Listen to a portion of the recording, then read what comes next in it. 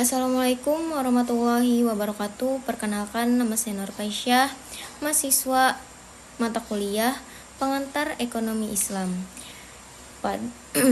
Pada kesempatan ujian akhir semester ini, saya akan merangkum semua materi pengantar ekonomi Islam.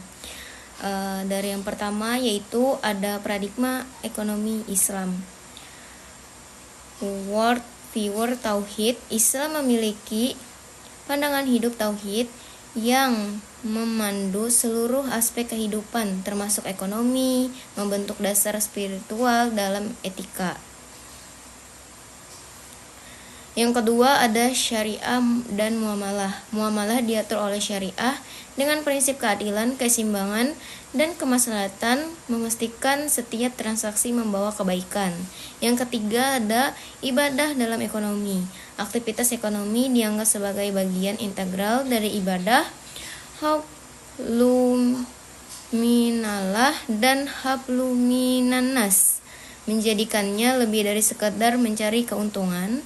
Yang keempat itu ada sumber hukum. Sumber hukum utama ekonomi Islam adalah Al-Quran, Sunnah, Ijma', konsensus ulama, dan kias analogi memberikan landasan kokoh. Lanjut, yang kedua itu ada definisi dan ruang lingkup ekonomi Islam. Ekonomi Islam adalah ilmu yang mempelajari cara manusia memenuhi kebutuhan hidupnya selaras dengan prinsip syariah. Ilmu berfokus pada mewujudkan kemaslahatan, keadilan dalam distribusi kekayaan, dan secara tegas melarang segala bentuk eksploitasi. Perbedaannya yang mendasar dalam ekonomi konvensional terletak pada landasan filosofinya. Ekonomi Islam berlandaskan wahyu ilahiyah, sementara ekonomi konvensional cenderung sekuler dan hanya berlandaskan rasio manusia semata. Lanjut, yang ketiga itu ada metodologi ekonomi Islam. Yang pertama ada 4 bagian. Yang pertama itu ada filsafat ilmu Islam. Metodologi ekonomi Islam berakar kuat pada filsafat ilmu Islam yang mengintegrasikan wahyu dan akal secara harmonis. Yang kedua itu ada pendekatan holistik. Pendekatan ini memastikan solusi ekonomi tidak hanya efektif secara materi, tetapi juga berkah dalam berkelanjutan. Yang ketiga itu ada epistemologi Islam. Pengetahuan bersumber dari Al-Quran dan Sunnah kemudian diperkaya melalui akal pengalaman empiris. Yang keempat itu ada kaidah syariah. Analisis ekonomi senantiasa dilakukan dengan mempertimbangkan kaidah syariah dan maqasid syariah, tujuan-tujuan syariah. Yang keempat itu ada sejarah pemikiran ekonomi Islam. Konsep-konsep ekonomi mulai terbentuk pada zaman Nabi Muhammad SAW dan dilanjutkan oleh para sahabat. Ulama klasik, tokoh seperti Abu Yusuf Al-Ghazali, Ibn Khaldun, dan Al-Mawardi mengembangkan pemikiran ekonomi. Islam mengalami periode keemasan dengan inovasi ekonomi dan ilmiah yang signifikan. Great Curve, kemunculan era barat diikuti oleh Great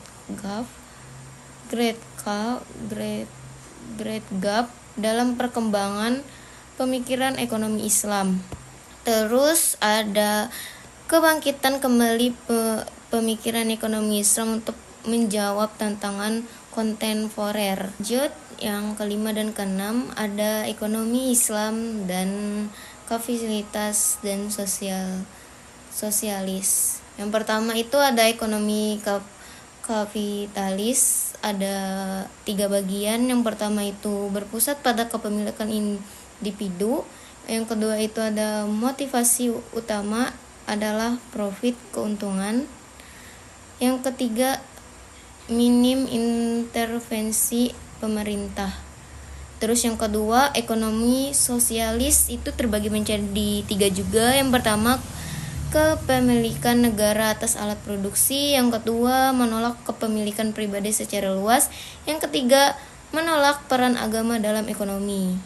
Yang ketiga, ekonomi Islam terbagi menjadi 5 bagian. Yang pertama adalah harta milik Allah manusia sebagai khalifah. Yang kedua, melarang riba, masyir, dan gaharar. Yang ketiga, menekankan keadilan dan distribusi kekayaan. Yang keempat, keseimbangan kepemilikan umum negara dan individu. Yang kelima, berbasis nilai ilahiyah. Lanjut, yang ketujuh itu ada sistem ekonomi Islam. Yang pertama itu ada produksi dilakukan untuk memenuhi kebutuhan manusia dalam bingkai halal dan maslahat, bukan sekedar profit. Khalifah manusia sebagai wakil Allah di bumi memiliki tanggung jawab untuk mengelola sumber daya dengan amanah. Risalah, pedoman hidup yang dibawa para rasul, khususnya Nabi Muhammad SAW, menjadi acuan dalam bermualah. Tujuan akhirnya adalah mencapai falah, yaitu kesejahteraan dunia dan akhirat. Selanjutnya ada distribusi. Kekayaan didistribusikan secara adil, mengurangi kesenjangan sosial dalam ekonomi. Selanjutnya ada konsumsi, dilakukan secara tidak berlebihan, halal, dan bermanfaat sesuai dengan prinsip moderasi. Yang selanjutnya itu ada tauhid, keyakinan akan keesaan Allah sebagai pondasi utama memengaruhi setiap keputusan ekonomi. Selanjutnya yang kedelapan itu ada manaqasyid syariah sebagai tujuan ekonomi. Terbagi menjadi 5 bagian. Yang pertama, menjaga agama, hifz ad-din, memastikan kebebasan beragama dan praktik keagamaan tidak terganggu oleh aktivitas ekonomi. Yang kedua itu menjaga jiwa, hifz an-nafs, melindungi kehidupan, kesehatan, dan kesejahteraan fisik manusia. Yang ketiga itu menjaga akal, hifz al-aql, melestarikan dan mengembangkan intelektual serta kemampuan berpikir manusia. Yang keempat itu menjaga keturunan, hifz an-nals, melindungi institusi keluarga dan keberlangsungan generasi yang sehat. Yang kelima itu ada menjaga harta, hifz al-mal, memastikan kepemilikan harta yang sah, pengelolaannya yang adil, dan distribusinya yang merata. Kelima, tujuan ini menjadi landasan penetapan kebijakan ekonomi Islam dan tercermin dalam aplikasi seperti zakat, wakaf, dan larangan riba. Selanjutnya yang ke-9 dan ke-10 itu ada perilaku ekonomi dan konsep harta dalam Islam. Manusia dalam ekonomi Islam bukan semata homo economicus yang tradisional dan egois, melakukan homo ethicus yang berpegang teguh pada moral dan nilai-nilai keagamaan. Konsumsi tidak berlebihan, israf, harus halal dan memberikan manfaat.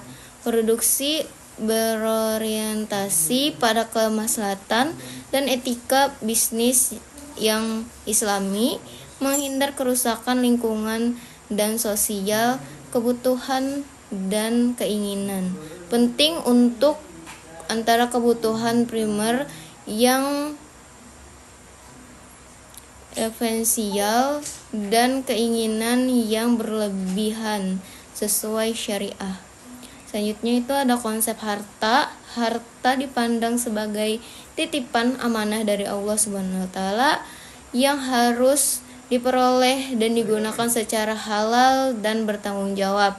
Jenis harta meliputi benda, manfaat, uang, dan modal. Semuanya memiliki nilai dalam pandangan Islam. larangan harta yang diperoleh dari cara harap penimbunan, iktinas, dan praktik eksploitasi lainnya sangat dilarang. Kepemilikan memiliki batas dan tanggung jawab sosial sehingga harta tidak hanya dinikmati sendiri tetapi juga untuk kemaslahatan bersama. Jadi kesimpulan falah, keadilan dan kesejahteraan itu adalah ekonomi Islam adalah sistem yang menyatukan nilai spiritual, moral, dan ekonomi untuk mewujudkan keadilan, kemaslahatan, dan kesejahteraan falah. Sistem ini berbeda dari kapasitas dan sosial karena berlandaskan wahyu, melarang riba, gharar, masyir, serta menekankan distribusi yang adil dan tanggung jawab sosial. Penerapan prinsip-prinsip ini, ekonomi Islam berupa menciptakan masyarakat yang harmonis, makmur, dan berlimpah berkah. Mungkin sekian dari ringkasan atau rangkuman dari saya. Saya Nur Paisya, izin undur diri. Assalamualaikum warahmatullahi wabarakatuh.